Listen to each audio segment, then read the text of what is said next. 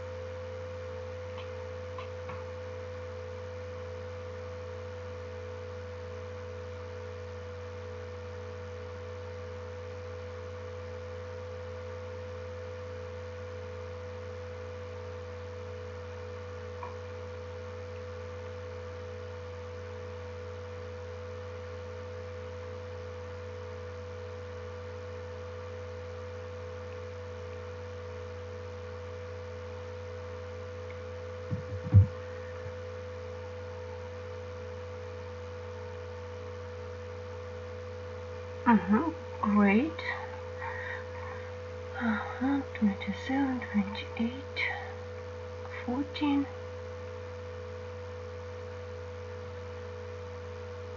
Okay, I think we can start. So today is lecture number 5.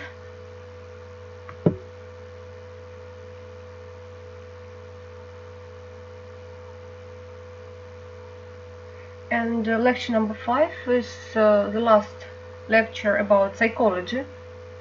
Next October we start pedagogy, and today's lecture will be about different part in psychology like emotion, imagination, creativity, volition and motivation.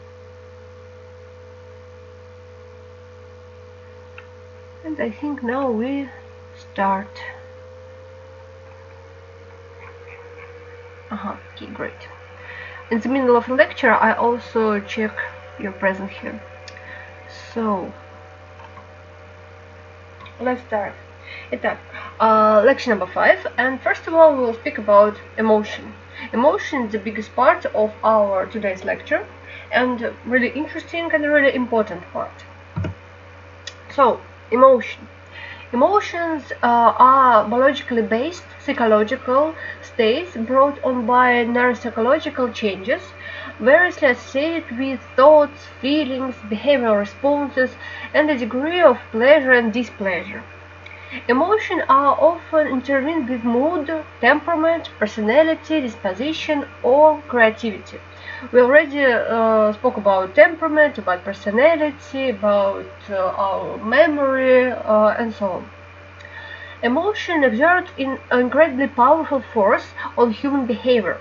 Strong emotion can cause you to take action you might not normally perform or to avoid situations you enjoy.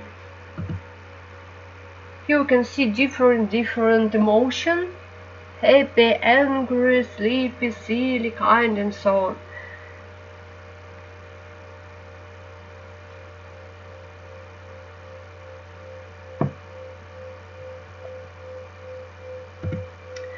So, what are emotions?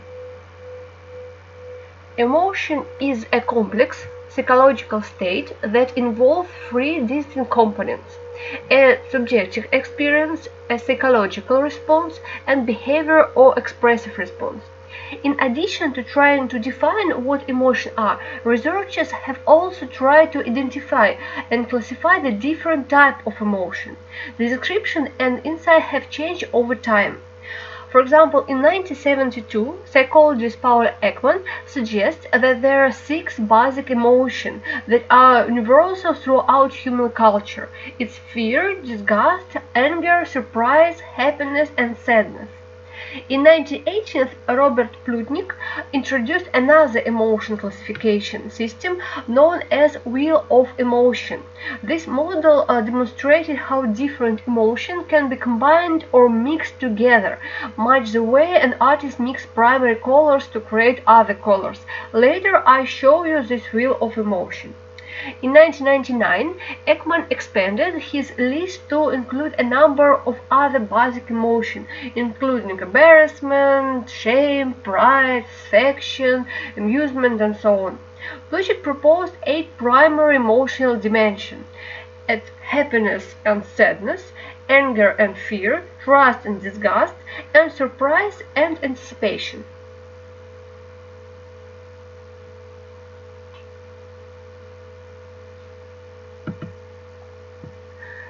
Emotions are often confused with feelings and moods, but the 3 terms are not the same. According to the American Psychological Association, emotion is defined as a complex reaction pattern involving experiential behavior and psychological elements. Emotions are how individuals deal with matters or situations they find personally significant. Feelings arise from an emotional experience. Because a person is conscious of the experience, this is classified in the same category as hunger or pain. A feeling is the result of an emotion and may be influenced by memories, beliefs, and other factors. A mood, described like any short-lived emotional state, usually of low intensity. Moods differ from emotion because they lack stimuli and have no clear starting point. For example, insights can trigger the emotion of anger, while an angry mood may arise without apparent case. Defining emotion is a task that is not yet complete. Many researchers are still proposing theory about what makes up our emotion, and existing theories are constantly being challenged. So we define emotion, feelings, and mood. And today we will speak only about different emotions, but we need to remember that emotion and feelings, they are very close together.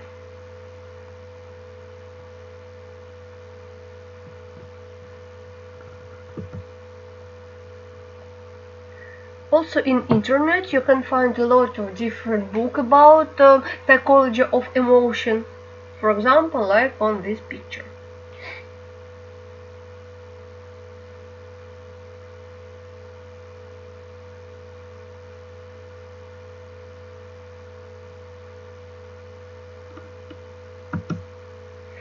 So let's discuss the process of emotion. First of all, it's subjective experience. All emotions begin with the subjective experience, also referred to as a stimulus. While basic emotions are expressed by all individuals, regardless of culture or upbringing, the experience that produced them can be highly subjective.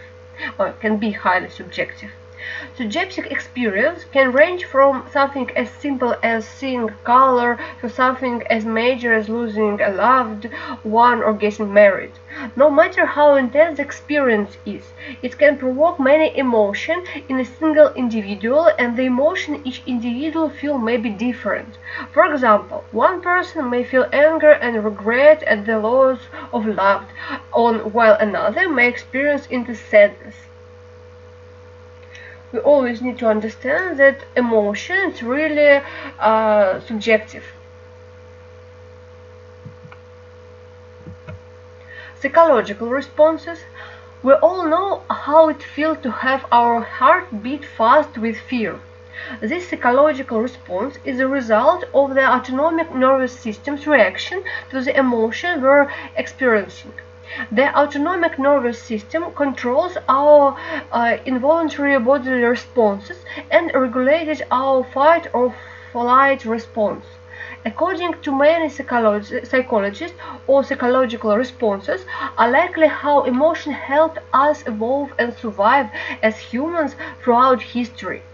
Interestingly, studies have shown autonomic psychological responses are strongest where a person's facial expression most closely resembles the expression of the emotion they're experiencing. In other words, facial expression play an important role in responding accordingly to an emotion in a physical sense.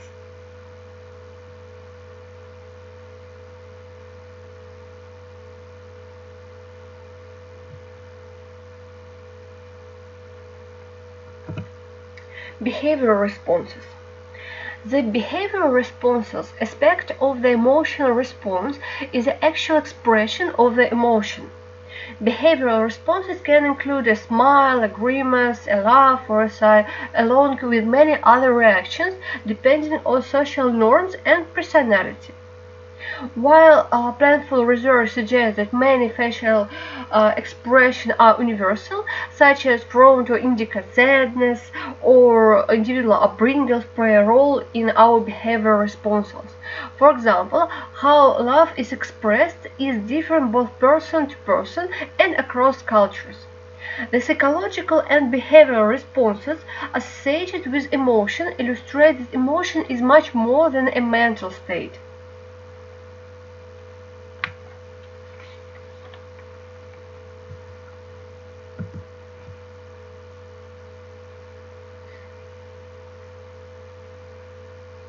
So we can see different emotions, and later we will speak about five the most important of them, like anger, like sadness, happiness, and so on.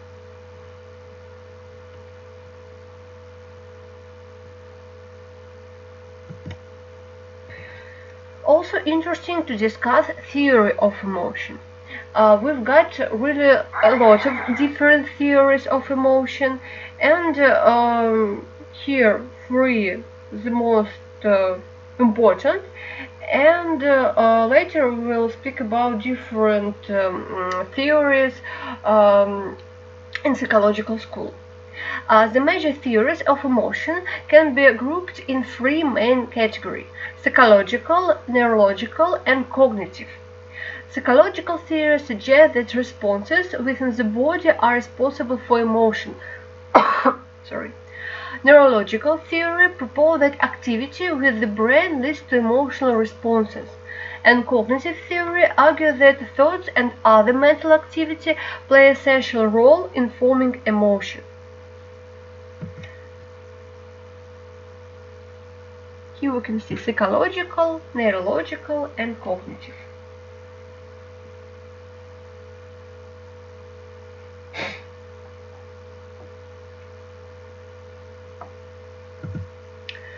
So now let's see another different theory.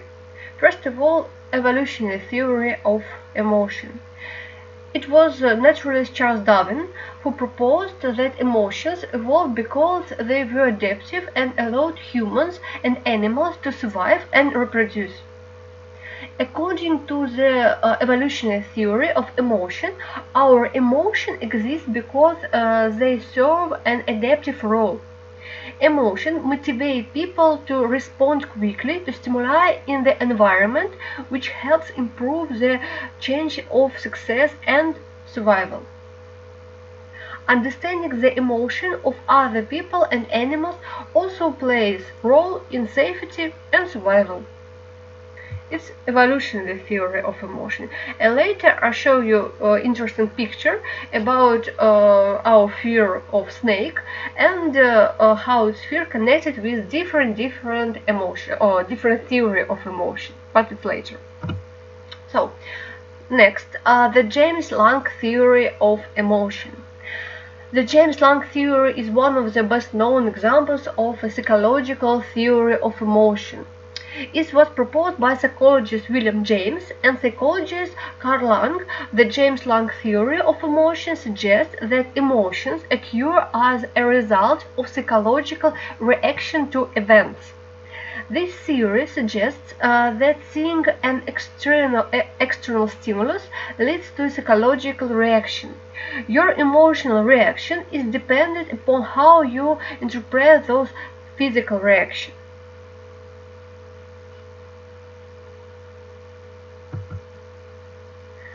Next is the Cannonball theory of emotion. Another well-known psychological theory is the Cannonball theory of emotion. Walter Cannon disagreed with James Lunk theory of emotion on several different grounds. First, he suggests people can experience psychological reaction linked to emotions without actually feeling those emotions. For example, your heart might race because you have been exercising, not because you are afraid. Cannon also suggested that emotional responses occur much too quickly to be simply product of physical states. More specifically, the theory proposed that emotion results when the thalamus sends a message to the brain in response to a stimulus, resulting in psychological reaction. At the same time, the brain also receives signals triggering the emotional experience. Cannon and Barth theory suggests that the physical and psychological experience of emotion happen at the same time and that one does not cause the other.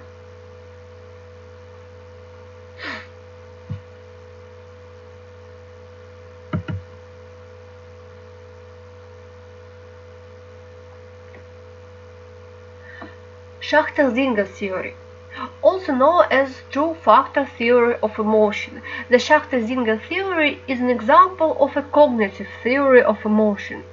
This theory suggests that psychological arousal occurs first, and then the individual must identify the reason for this arousal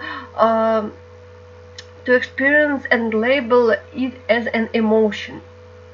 A stimulus leads to a psychological response that is then cognitively interpreted and labeled, resulting in emotion.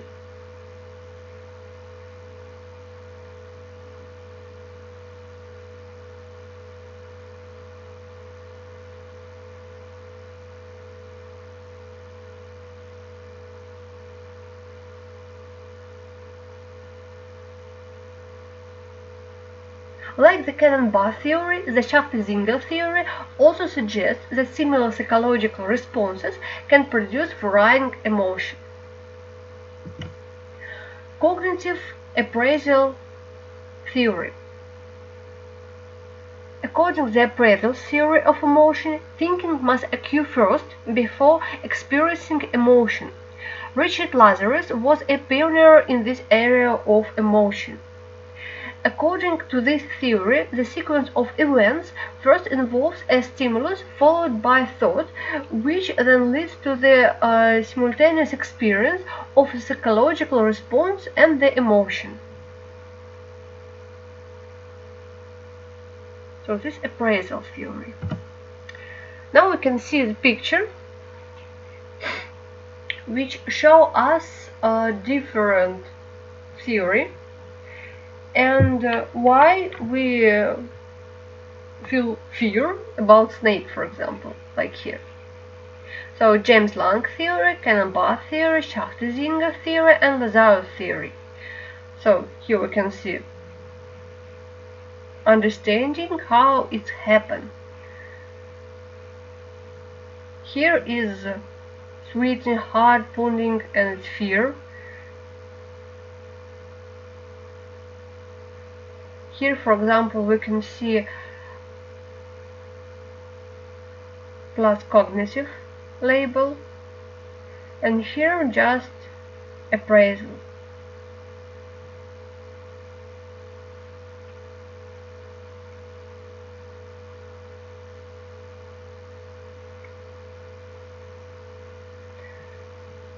So this how the most interesting for theory of emotion explain us why we understand that snake it's really dangerous for us. So now let's speak about basic emotion. During the 1970s, psychologist Paul Ekman identified 6 basic emotions that he suggested were universal for all human culture. The emotion he identified were happiness, sadness, disgust, fear, surprise, and anger. He later expanded his list of basic emotions to include such things as pride, shame, embarrassment, excitement, and so on. But this is a basic emotion, and we will speak about the basic emotion. Also here interesting picture about this basic emotion and how, for example, fear turned to sadness or happiness turned to disgust. Here we can see this change.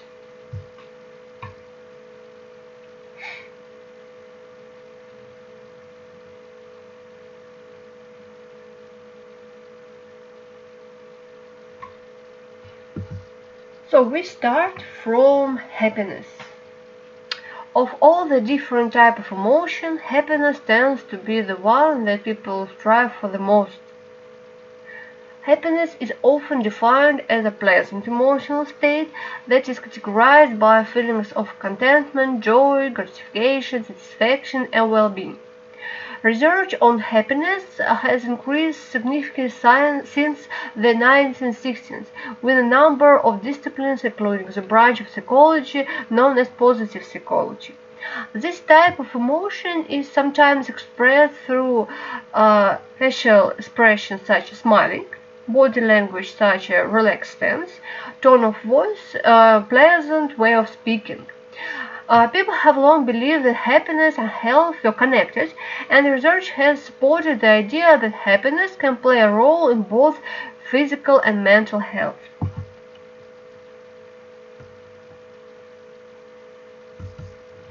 Sadness is another type of emotion, often defined as a transient emotional state categorized by feelings of disappointment, grief, hopeless, disinterest, and another not very good mood.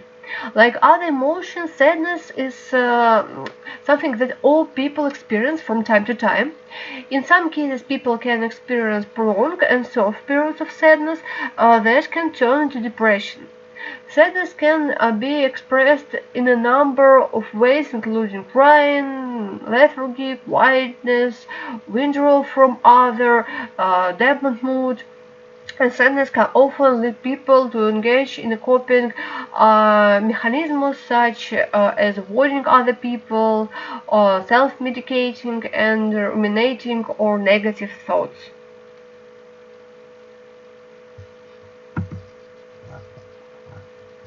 Fear is a powerful emotion that can also play an important role in our survival.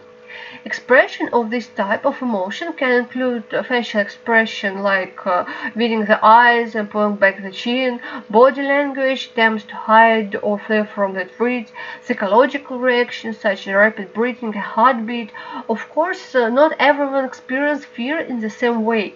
Some people may be more sensitive to fear, and certain situations or objects may be more likely to trigger this emotion. Fear is the emotional response to an immediate threat. We can also develop a similar reaction to anticipated risks forever or thought about potential danger, and this is what we generally think of as anxiety. Social anxiety, for example, involves an anticipated fear or social situation. Disgust is another of the original 6 basic emotions. Disgust can be displayed in a number of ways, including body language, turning away from the object of disgust, physical reactions such as warming or retching, facial expressions such as wrinkling the nose and curling the upper lip. This sense of revulsion can originally form a number of things, including an unpleasant taste, sight, or smell. Researchers believe that this emotion evolved as a reaction to food that might be harmful or fatal. When people smell or taste food that have gone bad, for example, disgust is a typical reaction. People can also experience moral disgust when they observe others engaging in behaviors that they find immoral or evil. Anger. Anger can be a particularly powerful emotion categorized by feeling of frustration, antagonism towards others. Like fear, anger can play a part in your body fight or flight response. When a threat generates feeling of anger, you may be inclined to fend off the danger and protect yourself. Anger is often displayed through facial emotions such as frowning or glaring, body language such as taking a strong stance or turning away, tone of voice such as speaking gruffly or yelling, psychological response such as wheezing or turning red, aggressive behavior such as hitting, kicking, or throwing objects. While anger is often thought of as negative emotion, it can sometimes be a good thing. It can be constructive in helping clarify your needs in a relationship, and it can also motivate you to take action and find solutions to things that are bothering you.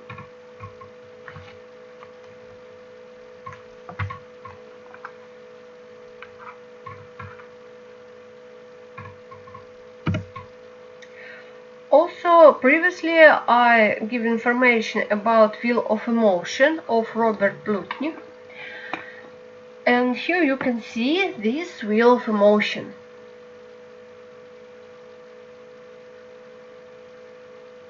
It looks like flower, and here you can see different emotion. For example, fear, anger, disgust, sadness, and how it can find different ways. So for example, this is in optimism, this is connected with love, this is connected with aggressiveness. Here we can see surprise, joy, trust, and so on.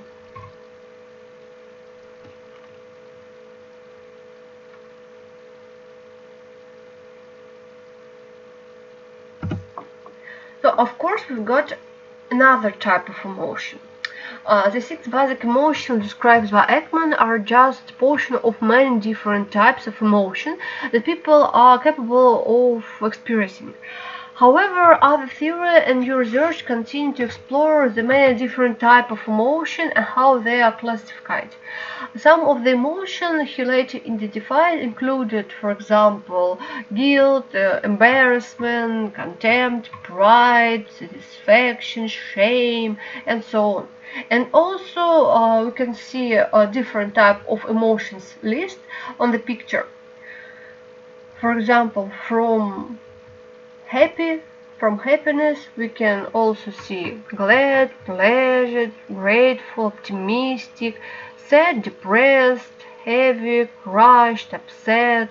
For example, anger, it's annoyed, fed up, bitter. Panic is connected with heart, lost, frozen, and so on. So it's really a lot of different types of emotion.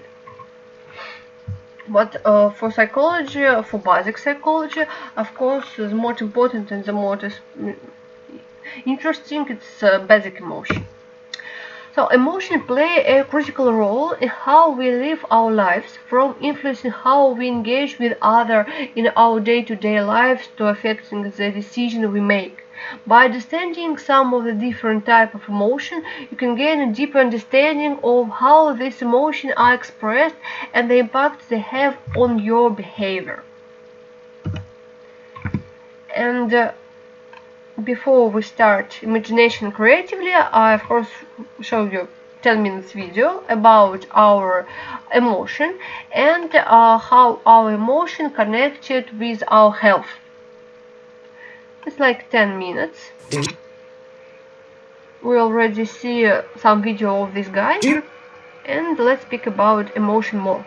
No, that astronauts in space have a hard time communicating without words because their weightless bodily fluids make their faces all puffy and hard to read. Have you heard that Botox can actually improve your mood, and not by smoothing wrinkles, but actually by easing depression? Or that this "come here" gesture is common in the US, but is considered so rude in the Philippines that it could actually get you arrested. Yeah, All true! Emotions and the ways we express them are strange and powerful things. And emotions aren't just ephemeral psychological phenomena, they affect our bodies and our health. Because so many emotions have a certain contagious quality, our feelings and the behaviors they drive also affect the minds and bodies and health of those around us. This is true whether your emotions at the moment are of the feel-good variety or not.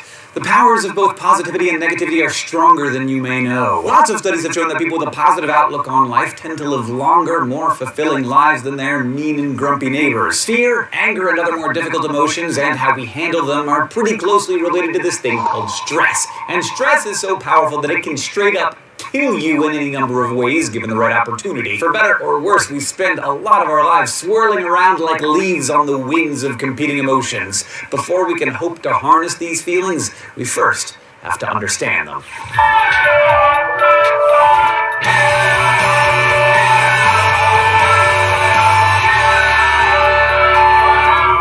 What do you think this person is feeling? How about him? And her? What about this one? It's not really hard to tell, is it? Most of us are better than we think at reading nonverbal cues and subtle expressions. The understanding among some, but not all psychologists, like emotion expert Paul Ekman, is that facial expressions are culturally universal. So a Greek, Briton, American, Samoan, or Nigerian would all be able to discern the same basic emotions. Happiness, sadness, disgust, anger, fear, and surprise, just by looking at your face. And our expressions don't just communicate emotions. According to the facial feedback hypothesis, they can help regulate our emotions too.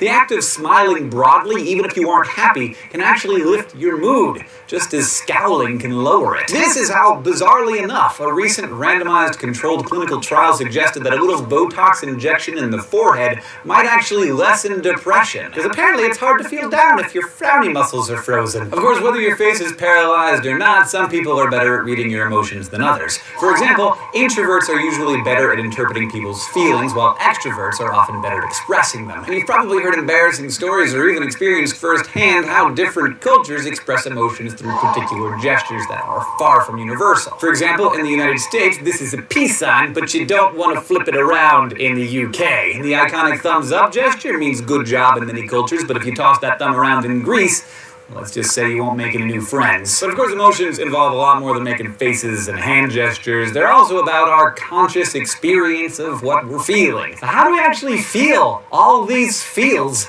And how many different emotions are there? Back in the 1970s, American psychologist Carol Izard identified 10 distinct basic human emotions present from infancy on. They are joy, surprise, sadness, anger, disgust, contempt, shame, fear, guilt, and interest or excitement. Others have since suggested that pride should be added to that list, and still others believe that love should be classified as a basic emotion as well. But Izard has argued that these and other emotions are just familiar combinations of the classic 10. Today, some psychologists describe our emotional experiences using a two-dimensional model. The idea there is that any of the emotions you might feel while, like, reading Harry Potter or something are expressed on a spectrum, and as a combination of valence, roughly speaking good or bad, and arousal, excited or not excited, basically. So if you're feeling both really excited and super positive when Harry finally bested Voldemort, you could say you were elated. On the other hand, if you're at that part in Deathly Hallows when Harry, Ron, and Hermione are just sort of wandering around on the lam in a heavy mood, maybe your emotions fell more on the opposite side of the spectrum. In this instance, feeling depressed might be a combination of negative emotion and lack of excitement. So potentially every emotion can fall in degrees on this two-dimensional scale. Like being terrified means you're more frightened than if you're just scared,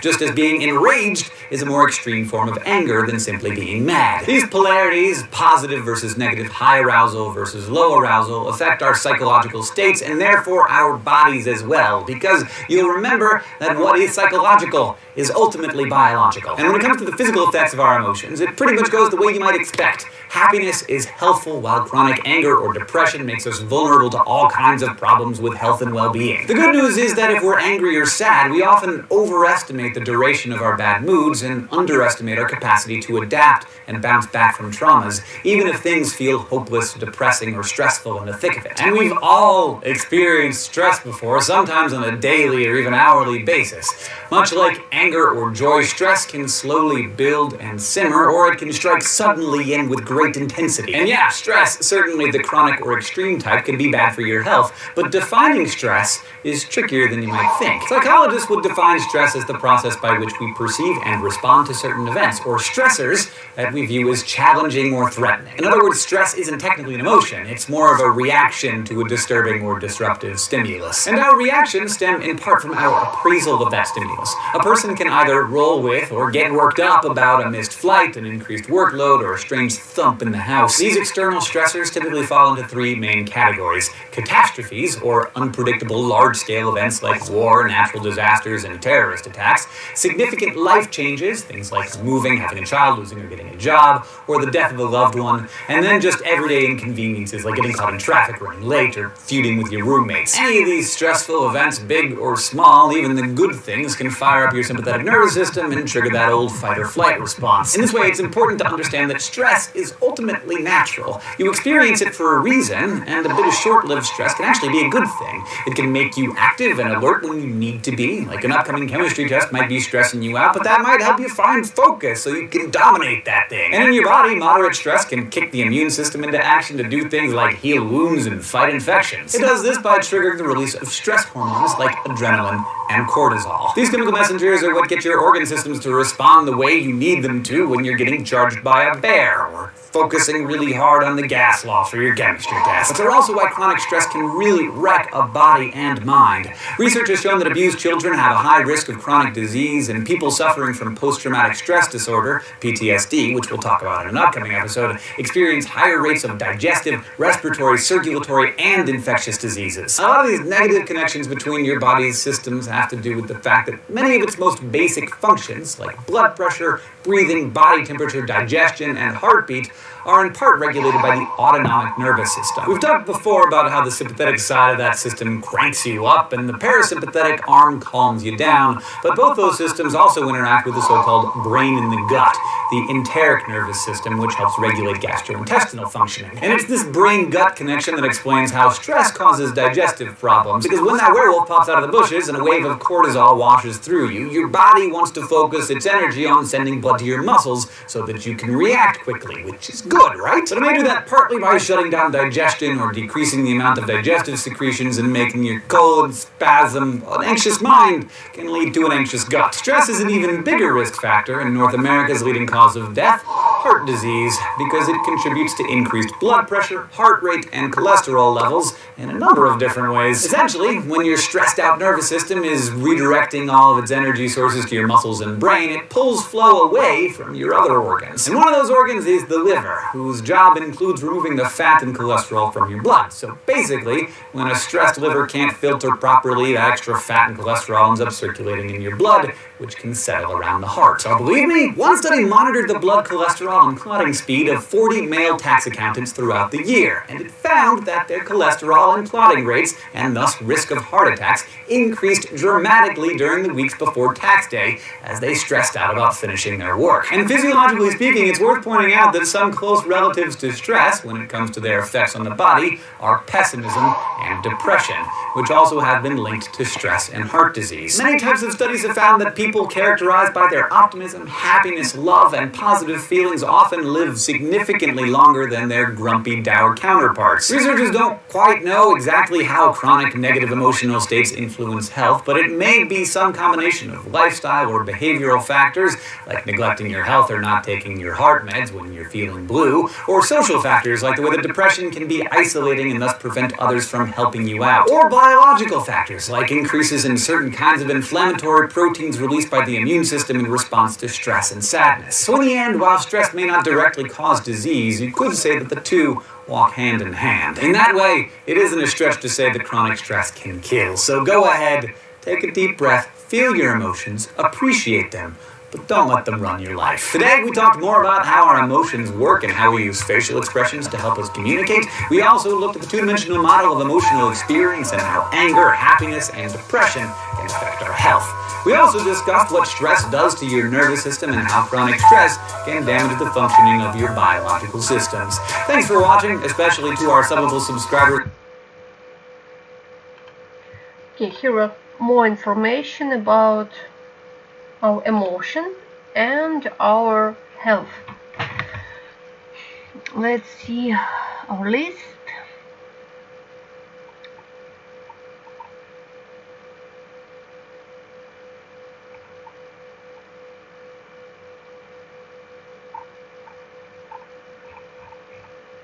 Okay, so now we will speak about our imagination and creativity. So first of all, our imagination. Imagination is a form of mental image, sensation, and representation without the use of the sense and is commonly associated with creativity. Imagination is often used colloquially to refer to the ability to think creatively by dreaming up novels, scenarios, fantastical stories, and visual representation. Creative people such as artists or writers are often conceived of as having powerful active imagination. In psychology, imagination generally refers to the ability to mentally represent sensations that are not physically present. Imagination is an important part of human cognition, and the ability to imagine things that have not actually occurred may even be unique to humans.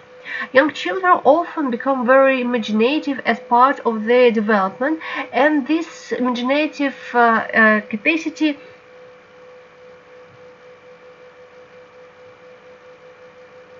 ability to anticipate consequences to their action. Some therapists use play therapy with young children, taking advantage of their active imagination to help them resolve conflicts and develop coping strategies.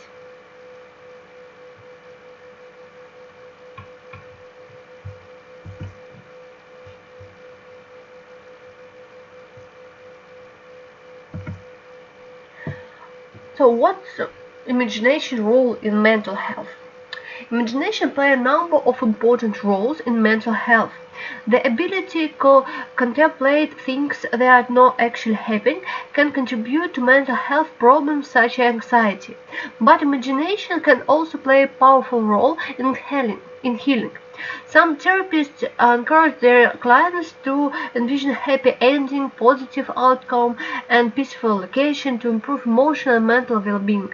Imagination can play a role in focused meditation when, for example, a client is encouraged to envision a safe, comfortable space as a way to cope with fear or depression.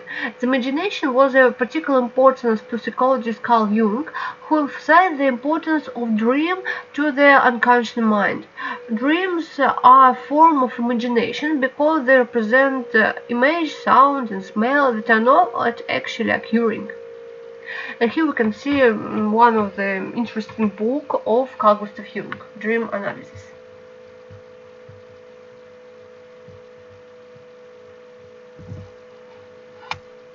We got different types of imagination: fantasy, empathy, strategic, emotional, dreams, memory, and so on.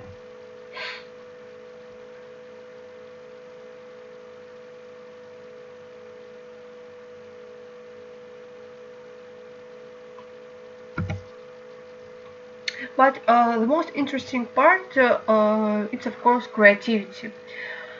In psychology we've got such branch like psychology of creativity. And the interesting question, how exactly do psychologists define creativity? Studying creativity can be a tricky process. Not only is creativity a complex topic in and of itself, but there is also no clear consensus on how exactly to identify creativity. Many of the most common definitions suggest that creativity is a tendency to solve problems or create new things in novel ways. Two of the primary components of creativity include originality. The idea should be something new, that is not simply an extension of something else that already exists. And functionality. The idea needs to actually work and process some degree of usefulness.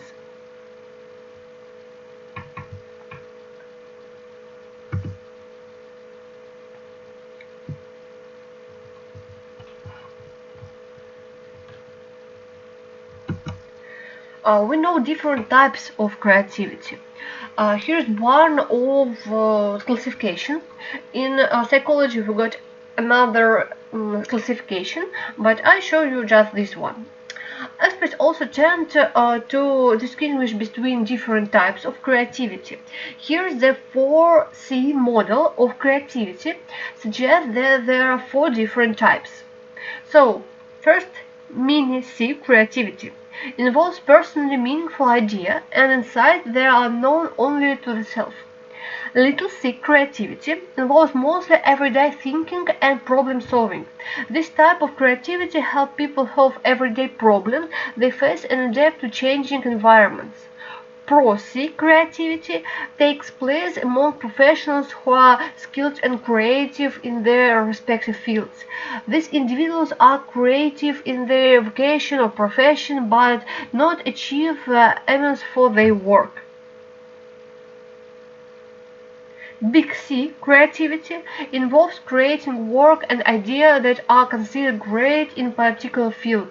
This type of creativity leads to eminence and acclaim, and often leads to world-changing creation such as medical innovators, technological advances, and artistic achievements. So, mini, little, pro, and big C creativity. Another type of creativity we can see here on this picture, for example, because really in psychology we can find different name of our creativity. For example, artist, for example, hacker, engineer, architect, geek, astronaut, point guard. So you can see another type. And also you can see, for example, artist, creativity through original thinking and making. Astronaut, creativity through curiosity and exploration. Hacker, different thinking and breaking system and so on. So what is your creative approach? Maybe you can find it here.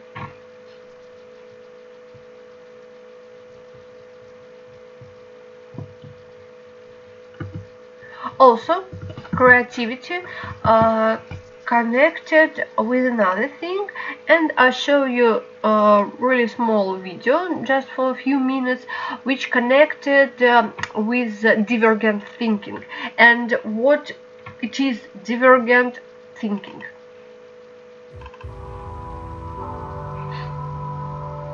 Imagine you have a problem that you need to solve, and you're looking for innovative solutions. In this moment, there's a good chance you'll choose one of 2 cognitive approaches. In 1956, the psychologist J.P. Guilford coined the terms convergent thinking and divergent thinking to describe these 2 contrasting approaches. Convergent thinking is linear and systematic, while divergent thinking is more web-like, focusing on the connections between ideas. Convergent thinking narrows down multiple ideas into a single solution.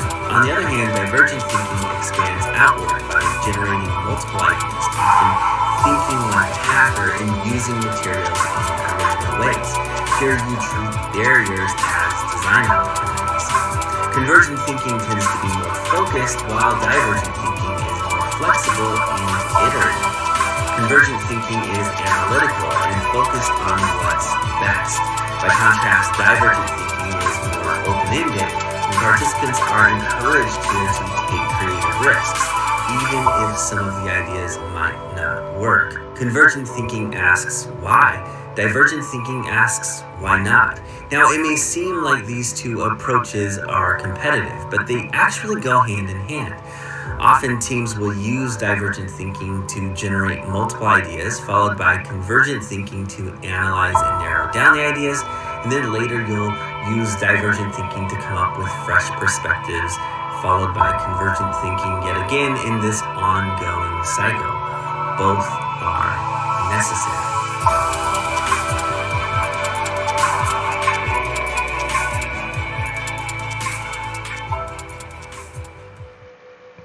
So here was a small video about divergent thinking, and divergent thinking is really connected with our creativity. It's like not the same, it's really close together. But in this video it correctly notes that all types of thinking is really important and really useful. So now we speak about volition and motivation. So, volition and motivation. First of all, we'll speak about volition or will. Volition or will is the cognitive process by which an individual decides on and commits to a particular course of action. It is defined as purposive striving, and it's one of the primary human psychological functions. Other include affect, feeling of emotion, motivation, goals and expectation, and cognition or thinking. Volition process can be applied consciously or they can be automated as habits over time. Most modern conceptions of volition dress it as process of conscious action control which becomes automated.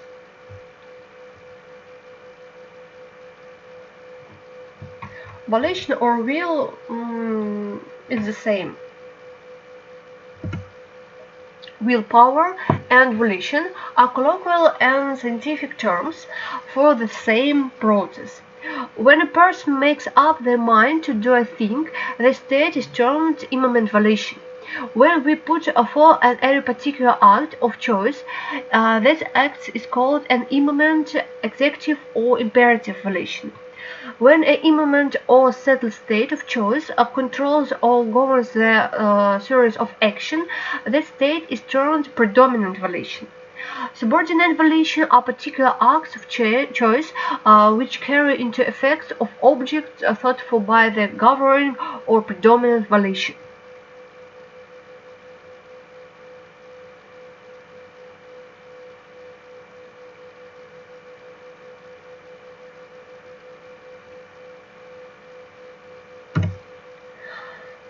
According to Gary Kilhoven's model of human occupation, volition is one of the three subsystems that acts of human behavior.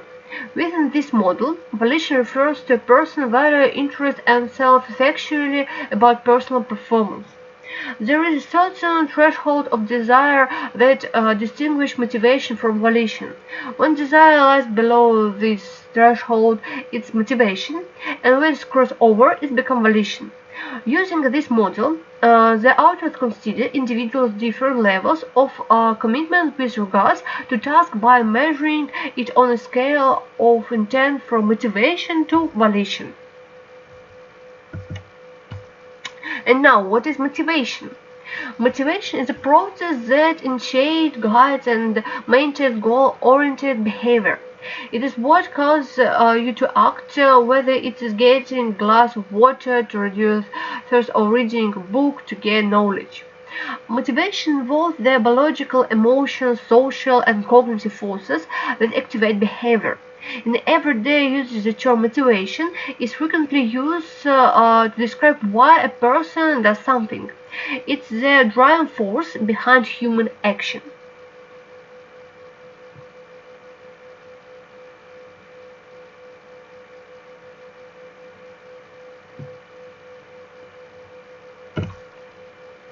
So we've got two different types of motivation. Different types of motivation are frequently described as being either extrinsic or intrinsic. Extrinsic motivations are those that arise from outside of the individual and often involve rewards such as trophy, money, social recognition, or praise. We can see it here. B number 1. Intrinsic motivation are those that arise from within the individual, such as doing a complicated crossword puzzle, purely for the personal gratification or solving a problem. Here, just for happiness, for example. It's extrinsic and intrinsic. Both of them is good for us. It's our motivation. Also, with motivation connected different things like development, support, challenge, determination, rewards, opportunity, goal, and so on. Also, we'll speak about motivation in part of pedagogy. In part of pedagogy.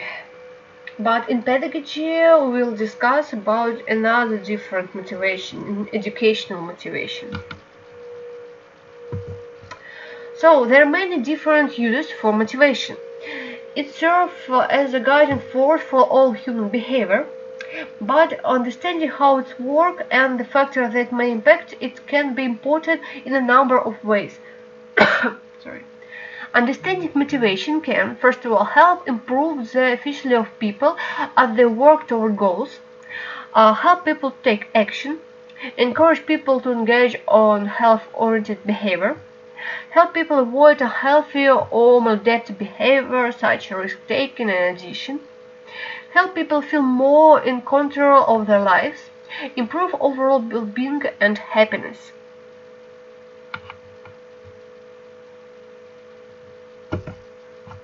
And there are three major components of motivation. It's activation, persistence, and intensity. Activation involves the decision to initiate a behavior, such as enrolling in a psychological class. Persistence is the continued effort toward a goal, even though obstacles may exist.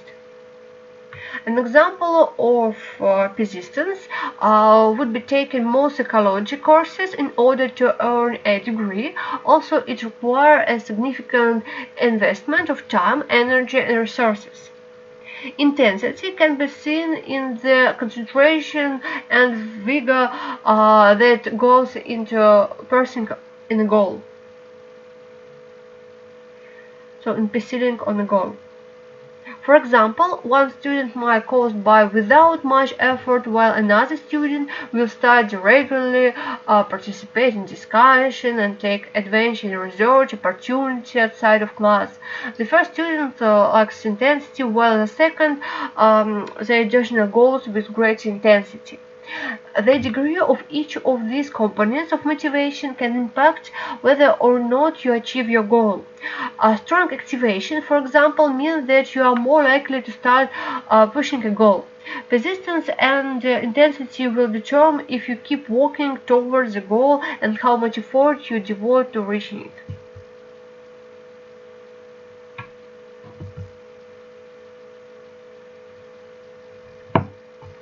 Also, we can see activation, persistence, and intensity. Understanding motivation is important in many areas of our lives, from parenting to the workplace. You may want to set the best goals and establish the right reward system to motivate others as well as to increase your own motivation.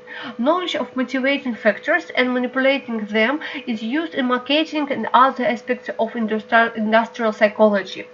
It's an area where there are many myths and everyone can benefit from knowing what works and what doesn't work. Also, for example, 7 ways to stay motivated. For example, motivation is internal. Remember what motivated you. Challenge yourself. Create motion. Keep learning. Hang out with superstar and reward yourself.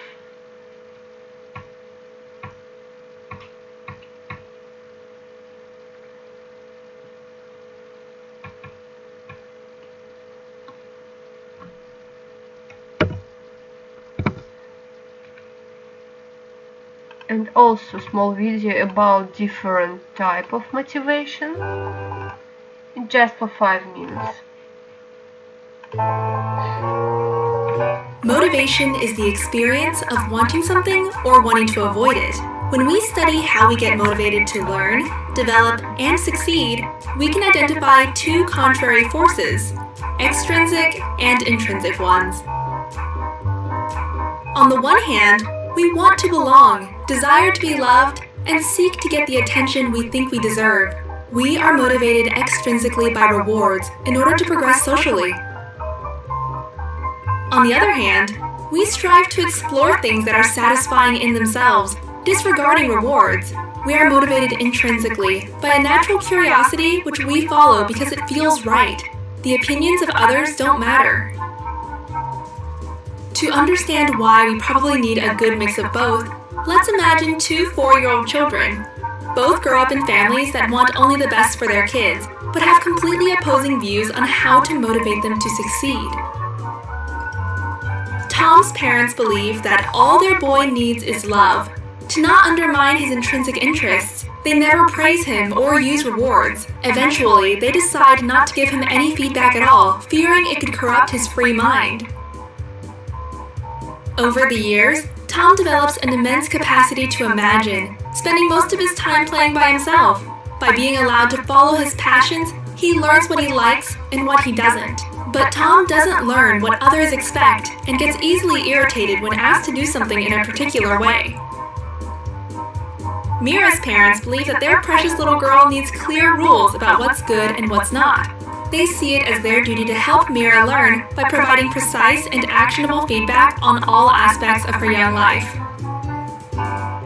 Mira spends her days in preschool, music, and ballet lessons.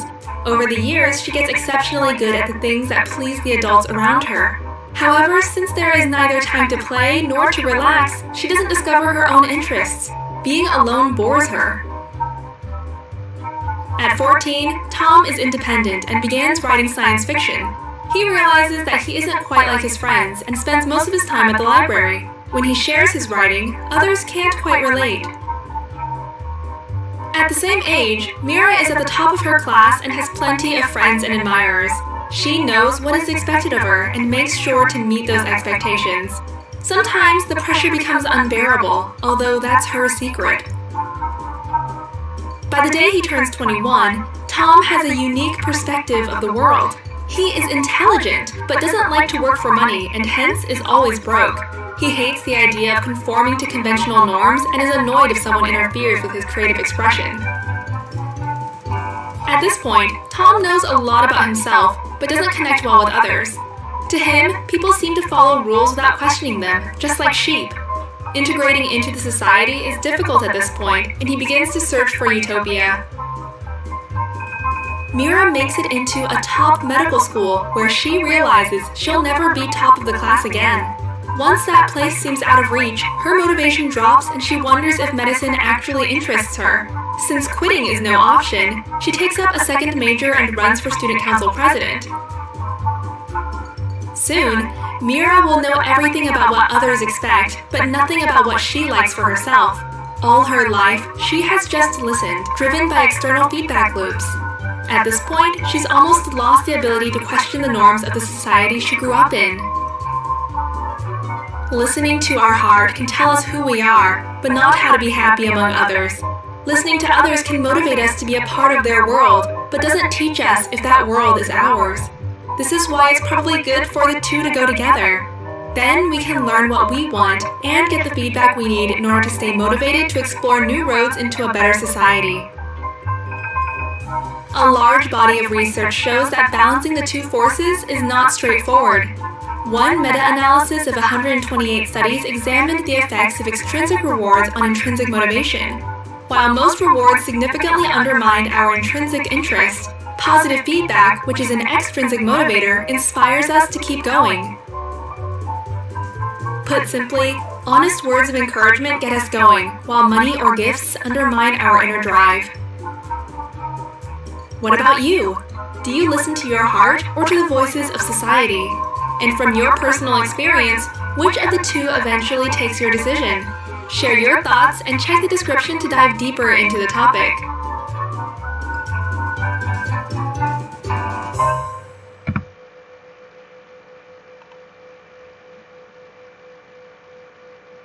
So it was a small video about motivation. So what can I say in the end of our part of psychology? We got 5 lectures about psychology, and we know that psychology is a scientific study of human behavior and mental processes. It's existed since the ancient civilization of Egypt and Greece, mostly as a branch of philosophy, but broke out as an independent branch of scientific study in the 1870s. The effects of psychological studies are more relevant and respected than any period of the past, past, and new discoveries and application for psychology are always being uncovered by top researchers. Psychology allows people to understand more about how the body and mind work together. This knowledge can help with decision making and avoiding stressful situations. It can help with time management, setting and achieve goals, and living effectively. And of course, we all can use psychology in everyday life. And it doesn't mean that you need to be a professional psychologist to do it. We've got a lot of different free information about psychology on the internet, a lot of different tests and methods in the internet, a lot of different books, and I think that psychology is really useful and helpful in medical work. And of course, right now in 21st century, positive psychology, positive thinking, it's really very popular and interesting. And if you think positive, it's much better for you, for your health, and for your life. And as I said, we finished with psychology part, and next lecture will be about pedagogy. Pedagogy is different science, another science, and we will speak about different branches of pedagogy, history of pedagogy, and so on. But with the psychology, we finished. This lecture, of course, I downloaded to Portal Usul a bit later, and I send it to your mentor in our WhatsApp chat, and you can read it more carefully. About this lecture in Portal Usul, you will see question. It will be 5-6 questions about this lecture, open question, not test, open question, and you will write your question, this answer, and I read it, check it, and you will see your points. So this will be our task. And then we start pedagogy. About pedagogy, it will be 3 lectures, so if we see 26th of November, it's pedagogy lecture number 1. Then December, 10th of December, it's lecture number 2 about pedagogy, and the last lecture is 24th of December, and it's lecture number 3 about pedagogy. And also or in the end of December or in the beginning of January, it will be final test, but I will we'll speak about final test in December, I think. I will check it will be in December or in January correctly, and I give you information about it. So here I can see 1926. Later I check how many students here, because I've got this video, of course, and I will see how many people here. If you've got some question, we've got some 2-3 minutes, you can write in chat if you've got some question.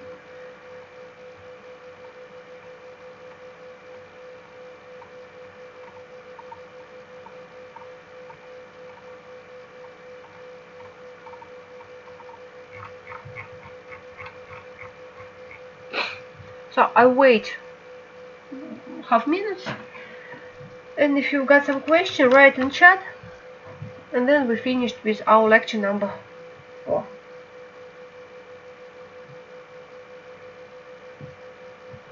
Oh, lecture number 5, of course.